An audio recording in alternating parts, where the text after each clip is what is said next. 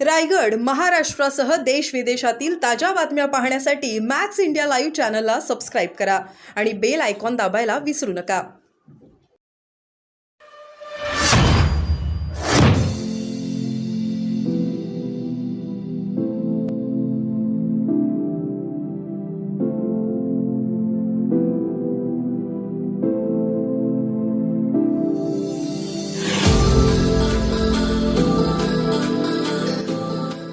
इच्छुक उमेदवारांच्या बैठका घेत आहेत. बजरंग सोनवणे जे खासदार आहेत बीडचे ते देखील आहेत. काय नेमकं आज बैठकीचं स्वरूप असणार आहे? नाही, मतदारसंघ वाईज आदरणीय पवारसाहेब जो इच्छुक आहे, जो प्रत्येक जण आहे त्याचा काय तुम्हाला पवारसाहेबांच्या कामाची पद्धत माहिती आहे. पवारसाहेबांसाठी कार्यकर्ता हा छोटा मोठा नसतो, तो त्यांच्या प्रेमाचा असतो. त्यामुळे ज्यांनी फॉर्म भरलेला आहे त्या प्रत्येक व्यक्तीला आदरणीय पवारसाहेब स्वतः भेटणार आहेत, त्याच्याकडून चर्चा घेणार आहेत आणि चर्चा घेऊन त्याचं मत काय आहे हे सगळं ऐकून घेऊनच निर्णय घेतले जातील. आज मी आणि अमोलदादाही दुसऱ्या काही कामात व्यस्त आहोत. जयंतराव पण शिवस्वराज्य यात्रेत आहेत. त्याच्यामुळे आज बजरंग आप्पांचा मतदारसंघ आहे आणि जिथे जिथे खासदार राष्ट्रवादी काँग्रेस पक्षाचे निवडून आलेले आहेत तिथे खासदारही त्यांचं मार्गदर्शन घेतलं जाईल. प्रत्येक कार्यकर्त्याचा ज्यांनी फॉर्म भरलेला आहे इच्छुकाचा मान सन्मान होईल. थोड्या वेळापूर्वी तुमची रमेश थोरात यांनी भेट घेतलेली आहे आज रमेश थोरात नाही, असं काय नाही. आमची सगळ्यांची बरीच कामं असतात आणि जसं मी तुम्हाला आधी म्हणले की आमच्या सगळ्यांचे अनेक दशकांचे ऋणानुबंध आहेत. त्याच्यामुळे जसे माझे आप्पा थोरातांबरोबर संबंध आहेत तसं कुटुंबाचे आमचे चांगले संबंध आहेत. त्यामुळे नाही, प्रत्येक भेटीमागे काहीतरी गूढ आहे असं का तुम्ही विचार करता? असं का नाही तुम्ही विचार करत की मतदारसंघातली विकासाची कामं असतात, PDCC बँक आहे, त्याच्यात अनेक बदल केंद्र सरकार सहकाराबद्दल बोलत असतं. त्यामुळे प्रत्येक मीटिंग माझ्या मतदारसंघातली राजकीय असते हा आग्रह कशाला? सहकारातली कामं असतात, दिल्लीतली कामं असतात, प्रचंड काही वेगळी कामं आणि थोरात कुटुंब असेल. मी हर्षवर्धन भाऊंबद्दल पण अनेक वेळा आधी कॅमेरावर बोललेले ते आमचे कौटुंबिक संबंध आहेत. तसंच रमेश आप्पा थोरातांबरोबर माझे कौटुंबिक संबंध किती दशकाचे आहेत, ते काही नवीन नाही. दोनमधून तरी ते विधानसभेसाठी इच्छुक आहेत.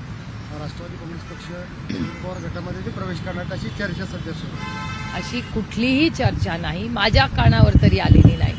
माझी जी काही चर्चा काही लोकांची होते जे वेगळ्या विचाराच्या पक्षात, म्हणजे अनेक वेळा मी मंत्र्यांना दिल्लीत भारतीय जनता पक्षाच्या भेटायला जाते, एखादा आमदार खासदार दुसऱ्या पक्षाचा आपल्याला भेटतो म्हणून काय लगेच प्रवेश होत नाही ना.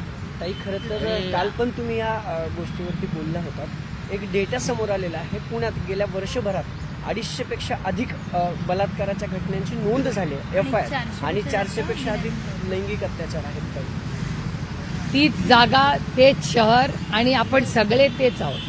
गेले 1 वर्ष सातत्याने मी डेटावरच बोलत आलेले आहे. मी कधी वैयक्तिक आरोप करत नाही कारण का माझं ते राजकारणच नाही. पण वैयक्तिक टीका मी कधी गृहमंत्र्यावर केलेली नाही. पण पहिला दिवस टू आजचा दिवस मी नेहमी तुम्हाला सांगते की पुण्यामध्ये क्राईम वाढलेला आहे आणि डेटा हा शब्द मी प्रत्येक माझ्या प्रेस कॉन्फरन्समध्ये वापरलाय की डेटा बघा. आणि हा डेटा माझा नाही, महाराष्ट्र आणि केंद्र सरकारचा डेटा आहे आणि डेटा दोन्हीकडे सत्तेत तेच आहेत. जर डेटा सांगतो की महाराष्ट्रामध्ये आणि त्यातून पुण्यामध्ये महिलांवरचे अत्याचार वाढलेले आहेत, हा डेटा बेस्डच एव्हिडन्स मी तुम्हाला सांगत होते ना. मी काय खोटे आरोप त्यांच्यासारखे करत नाही. त्याच्यामुळे मी जे बोलते ते वास्तवच बोलते आणि डेटा ड्रिव्हनच बोलते.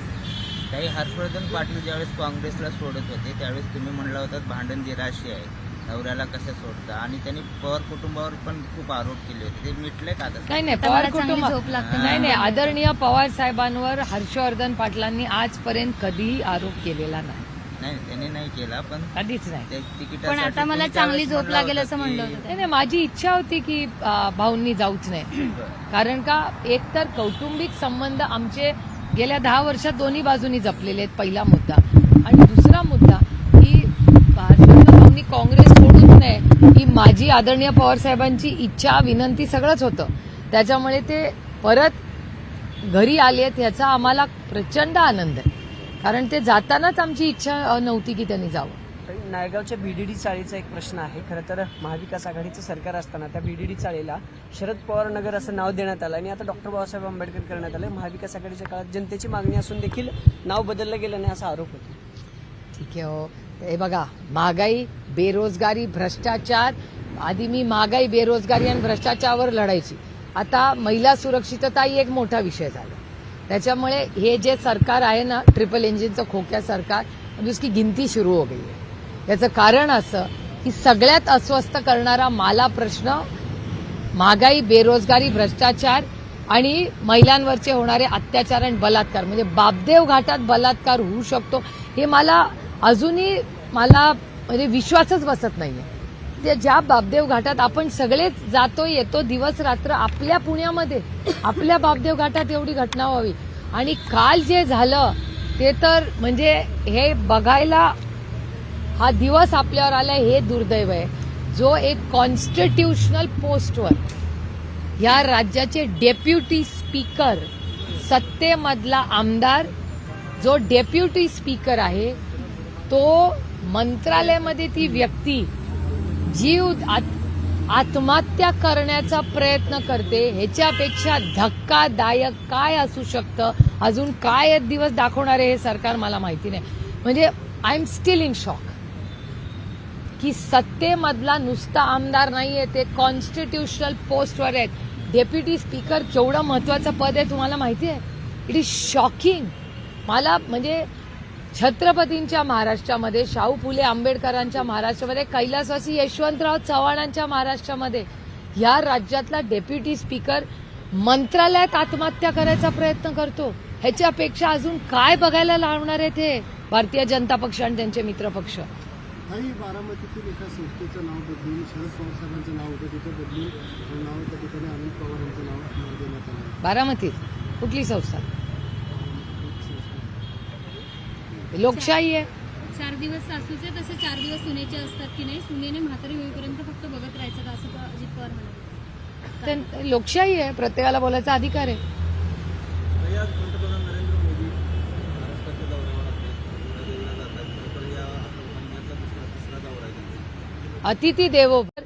मंत्रालयात आत्महत्या करायचा प्रयत्न करतो. ह्याच्यापेक्षा अजून काय बघायला लावणार आहेत हे भारतीय जनता पक्ष आणि त्यांचे मित्र पक्ष?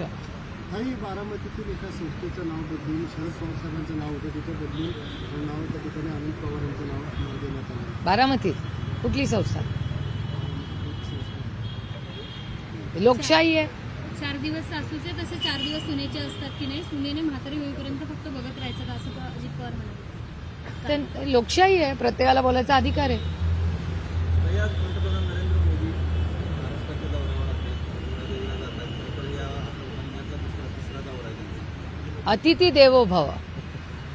आपल्या संस्कृतीमध्ये पाहुण्यांचं स्वागत झालंच पाहिजे आणि त्यातून या देशाचे प्रधानमंत्री आहेत ते. त्याच्यामुळे आपण त्यांचं स्वागत केलंच पाहिजे. माझी एवढीच अतिशय विनम्रपणे माननीय प्रधानमंत्र्यांना विनंती राहील की तुम्ही या, पण तुम्ही आल्यानंतर 2-3 गोष्टी एक नागरिक म्हणून आणि एक लोकप्रतिनिधी म्हणून या देशाच्या प्रधानमंत्र्यांना फक्त मला कानावर घालायची आहे की महाराष्ट्रामध्ये महिलांवरचे अत्याचार आणि बलात्कार वाढलेले आहेत आणि त्याचबरोबर ह्या राज्यातला सत्तेत असलेला डेप्युटी स्पीकर, कॉन्स्टिट्यूशनल पोस्ट असलेल्या व्यक्तींनी काल आत्महत्या करायची प्रयत्न केलेला आहे. हे धक्कादायक आहे, महाराष्ट्राला न शोभणार आहे. माननीय प्रधानमंत्र्यांनी त्यांचं जे सरकार आहे त्यांच्या विचाराचं त्यांना काहीतरी मार्गदर्शन करावं. त्यांच्या वारंवार येण्यानं तुमच्या जागा वाढतात असं आहे की तर हे तुमच्या मनाचा मोठेपणा. नाही, कारण सरांनी याच्या आधीचा अनुभव लक्षात घेता की बऱ्याचदा तुम्ही स्वागत जेवढ्या आनंदाने उत्साहाने करताय आता नाही बघा, माझ्या आईनी माझ्यावर काय संस्कार केलेत, अतिथी देवो भव. म्हणजे जो पाहुणा येतो वो भगवान के समान आहे. त्याच्यामुळे आपण सगळे, आणि बघा आम्ही बंदूकवाले नाहीये ना, आम्ही बदलापूर वगैरे असला आम्ही नाही. आमची पोच कुठे, मिर्झापूर टीव्ही सिरियल बघण्यापर्यंत. आम्ही आपलं संविधान, ते तिथून गोळ्या घालणार, इथून आम्ही संविधान दाखवणार. काही सरांचा पण ते प्रश्न बदलापूरचा तुम्ही आता उल्लेख केलाय, काही बोगदेविषयी बोलला आहात, तर बोगदेव घटक अनेक तुम्ही ते सगळं सांगितलं. मी तर आठवड्यातून 2दा जाते तिथे तिथे. चौकी आहे हा, म्हणजे काहीतरी बंद होती. हा. मग तिथं काय, म्हणजे अशी फक्त ही सगळीच यंत्रणा बुजगाव नाही असं तुम्हाला वाटतं का? पोलीस नाही यंत्रणा नाही असं नाही. मी महाराष्ट्राच्या पोलिसांवर कधीच आरोप करणार नाही, कारण का महाराष्ट्राचे पोलीस हे या देशातले सगळ्यात चांगली पोलीस यंत्रणा आहे. हे माझं ठाम कालही मत होतं, आजही आणि उद्याही राहील. फार कष्ट करून परीक्षेत पास मेरिटवर होऊन पोलीस आपल्या राज्यात तयार होतात आणि ते खरंच कष्ट करतात. माझं म्हणणं आहे की जे मंत्रालय ते पोलीस यंत्रणा, तीच पोलीस यंत्रणा होती जी आर पाटलांच्या नेतृत्वामध्ये काम करत होती. तीच पोलीस यंत्रणा आहे जी अनिल देशमुखांच्या वेळीच होती आणि तीच आत्ता आहे ना. तुम्ही डेटा बघा. माझा वैयक्तिक आरोप कुणावरही नाही, विरोधी नाही, पण तुम्ही मला विचार करून सांगा, डेटा ड्रिव्हन माहिती काढा की देवेंद्रजी जेव्हा गृहमंत्री होतात तेव्हा क्राईम का वाढतो. देवेंद्रजी जेव्हा मागच्या वेळेस मुख्यमंत्री होते तेव्हा crime capital of Maharashtra Nagpur म्हणायचे, हे मी म्हणायची नाही, मीडियामध्ये यायचे. आता क्राईम कॅपिटल नागपूरवरनं पुण्याला शिफ्ट झालंय. हा पण आरोप माझा नाही. डेटा ड्रिव्हन आपण चर्चा करूया. महिलांवर होणारे अत्याचार न्यायाच्या संदर्भात कालच्या मंत्रिमंडळ बैठकीमध्ये विचार विनिमय झाला आणि त्यात असं म्हटलं की प्रत्येकाची एक जबाबदारी असते. मग समाज म्हणून, पालक म्हणून, शिक्षण संस्था म्हणून, सरकार म्हणून आणि पोलीस म्हणून या सगळ्यांच्या जबाबदारीचा आपण गांभीर्याने विचार करावा आणि त्या दृष्टिकोनातनं हे सगळे घटक त्याला हे आहेत. आता मी एक महिला आहे, मी खासदार आहे, मला 24/7 जॉब आहे. तुमची ही मुलगी रिपोर्टर आहे, ही पण 24 तास काम करते माझ्यासारखं. डॉक्टर जे बघत असतील हे, त्या पण 24 तास कामावर असतात. मग आम्ही महिलांनी तुमच्या बरोबर तुमच्या खांद्याला खांदा लावून ह्या भारताच्या जडणघडणीमध्ये, विकासामध्ये सहभागी व्हायची आमची तयारी आहे. मग तुम्ही आम्हाला अंधार आणि दिवसामध्ये रोल देणार. सरकारची नैतिक जबाबदारी नाही. हे सरकार फक्त ट्रिपल इंजिनवालं मोठे कॉन्ट्रॅक्टरसाठी नाहीये. हे नागरिक सुरक्षितता ही कुठल्याही सरकारची जबाबदारी आहे. आज यांचं आहे, उद्या आमचं असेल. पूर्ण ताकदीने आम्ही जबाबदारी घेऊ त्याची. त्या वर्दीची भीतीच राहिली नाही. आपण जरी चुकीचं केलं, ब्लड सॅम्पल बदलता येतात. हॉस्पिटलमधून, जेलमधून बाहेर ललित पाटील असणार त्याचं नाव, पळून जाता येतं. जेलमध्ये पार्ट्या करता येतात. या गोष्टी मी म्हणत नाहीये, तुमचे चॅनल दाखवतात यांच्या काळामध्ये. याचं उत्तर कोण देणार. आणि आमची जबाबदारी ही आम्ही 24 तास कामासाठी आम्ही सगळ्या महिला, तुमचे रिपोर्टर्स असतील, डॉक्टर्स असतील, हिंजवडीमध्ये नाईट शिफ्ट करणाऱ्या लेखी असतील, आमची सगळ्यांची काम करायची तयारी आहे. पण आमची सुरक्षितता ही जेवढी आमच्या कुटुंबाची जबाबदारी आहे तेवढी त्या सरकारची पण आहे. सरकारला नाकार. It is their responsibility. उद्या तुम्ही म्हणाल अरे युद्ध झालं, तिथे पण आमच्यामुळेच युद्ध झालं, मग आम्हाला पाठवता का काय महिलांना आता आर्मी, नेव्ही, एअरफोर्समध्ये. असलंय हे सरकार. आणि ते 1500 रुपये वाटतात ना, तुमचेच चॅनल दाखवतात.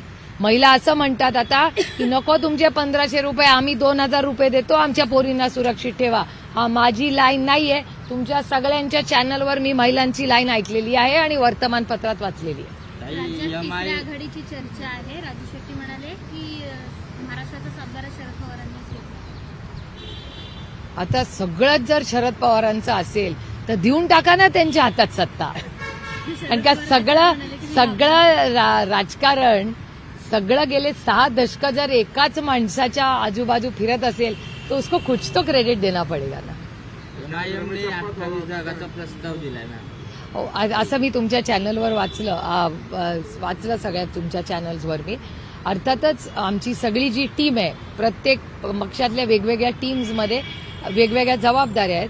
तो प्रस्ताव मुंबईची जी आमची सगळ्यांची महाविकास आघाडीची टीम बघते त्यांच्याकडे तो गेलेला आहे. तो प्रस्ताव त्यांच्याकडूनच आपल्याला जास्त कळेल. तुमची जी मुंबईची टीम असेल त्यांना सांगा त्यांच्याशी बोलायला. रमेश अप्पा कधी प्रवेश करणार? हो नाही हो, कशात काही नाही. बिचारे रमेश अप्पा मला बँकेचं काही केंद्रात काम होतं त्याच्यासाठी बोलायला आले होते आणि अनेक प्रश्न राहिलेले आहेत. म्हणजे 2-3 गोष्टी तुम्हाला सांगते. काही पाण्याचे विषय असतात, काही विकास कामाचे विषय असतात, काही सहकारातले विषय असतात. अशा अनेक दौंड तालुक्याच्या विकासाच्या बद्दल चर्चा करण्यासाठी आप्पा आले होते. बाकी दुसरी राजकीय कुठलीही चर्चा आप्पांमध्ये आणि माझ्यामध्ये झालेली सगळं गेले 6 दशक जर एकाच माणसाच्या आजूबाजू फिरत असेल तो उसको कुछ तो क्रेडिट देना पडेगा ना. एमआयएमने 28 जागाचा प्रस्ताव दिलाय मॅम. हो, असं मी तुमच्या चॅनलवर वाचलं सगळ्या तुमच्या चॅनल्सवर मी. अर्थातच आमची सगळी जी टीम आहे, प्रत्येक पक्षातल्या वेगवेगळ्या टीम्समध्ये वेगवेगळ्या जबाबदाऱ्या आहेत.